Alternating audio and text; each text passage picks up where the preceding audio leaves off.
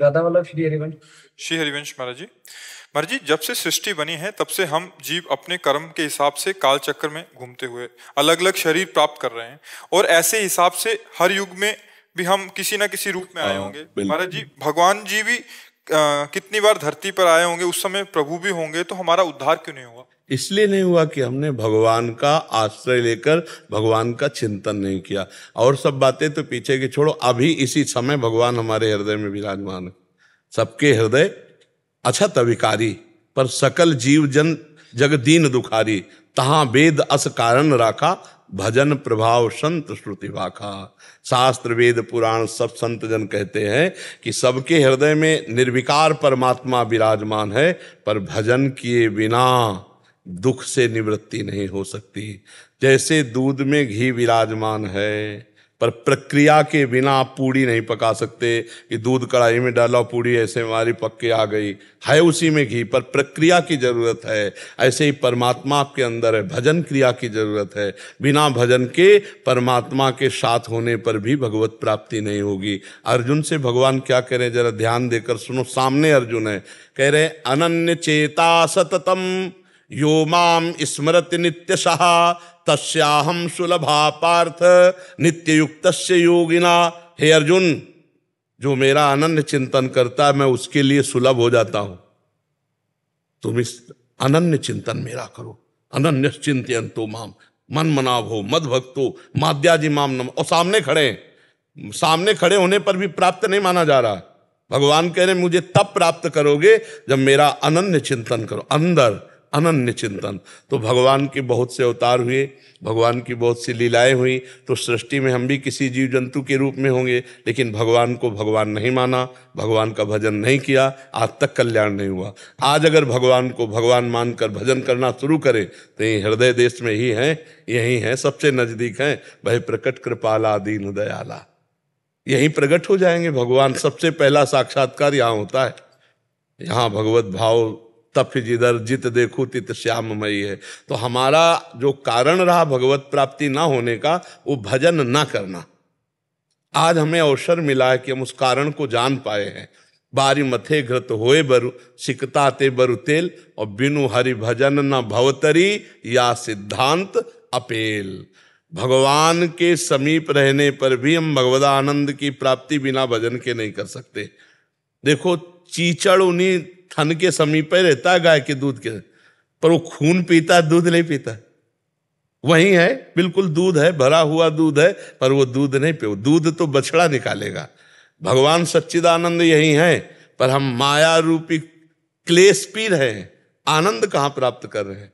देखो, सब चिंता, शोक, भय, दुख, उद्विग्नता, कामना, अशांति, तृष्णा, क्या क्या बवाल हम भोग रहे हैं। और भगवदानंद यही आनंद सिंधु मध्य तव वासा।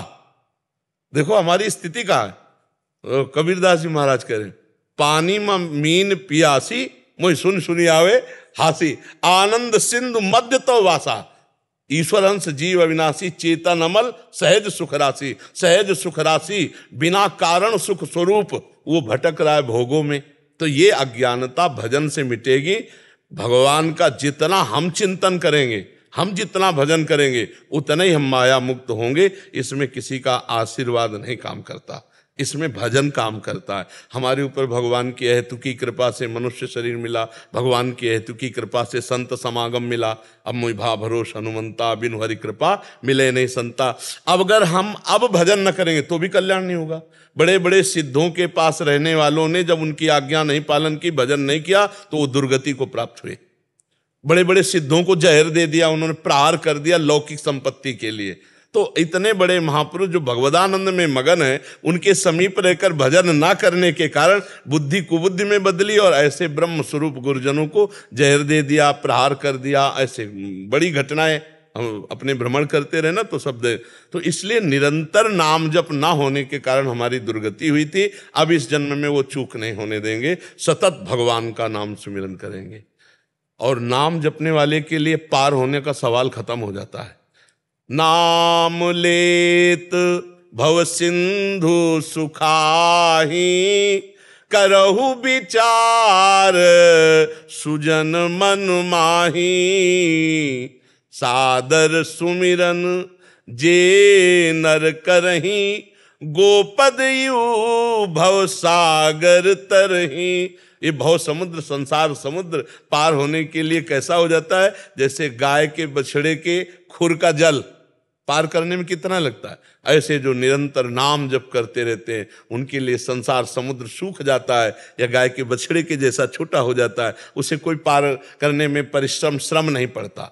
इसलिए हम खूब नाम जप करें। हमारी जो दुर्गति हुई जन्म जन्मांतरों से, उसका कारण भगवत विस्मरण हुआ। अब हम भगवत विस्मरण नहीं होने देंगे, अब रात दिन भजन करेंगे। यही सत्संग का लाभ है। बड़े भाग पाइब सत्संगा, तो बिना ही प्रयास होई भव भंगा। इस संसार समुद्र का नाश हो जाएगा जिस समय तुम्हारे अंदर ज्ञान प्रकाशित होगा। ऐसे जैसे स्वप्न में हम दुख देख रहे थे, लेकिन हमें किसी ने जगा दिया, तो अब देखा कि वो दुख ही नहीं है।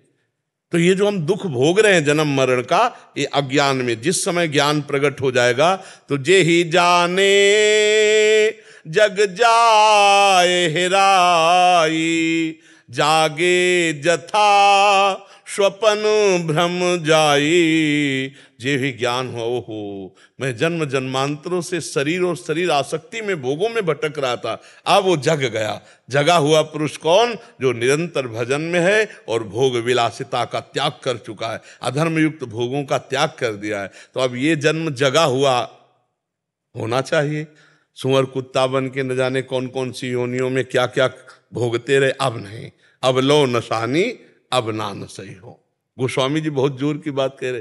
पायो नाम चारु चिंतामणि, उर करते न खसई हो। अब लो नसानी, अब ना न सही। आज तक समय बर्बाद किया भोगों में, अब नहीं, अब तो चारु चिंतामणि नाम पा गया हूं। अब उर करते, हृदय रूपी हाथ से इसे नहीं जाने दूंगा, अर्थात हृदय से जपूंगा राधा राधा राधा, राम हरि कृष्ण। जो नाम गुरुदेव ने दिया, निरंतर नाम, नाम जप ही भगवत प्राप्ति है। अगर नाम जप नहीं हुआ तो देख लो क्या क्या कर्म नहीं किए होंगे, लेकिन आज तक भगवान नहीं मिले। अब नाम जप करेंगे और वो त्रुटि नहीं होने देंगे जिससे ये जन्म भगवत प्राप्ति के बिना हो हमारा व्यर्थ चला जाए। ऐसी त्रुटि नहीं होने देंगे। सावित्री जी दिल्ली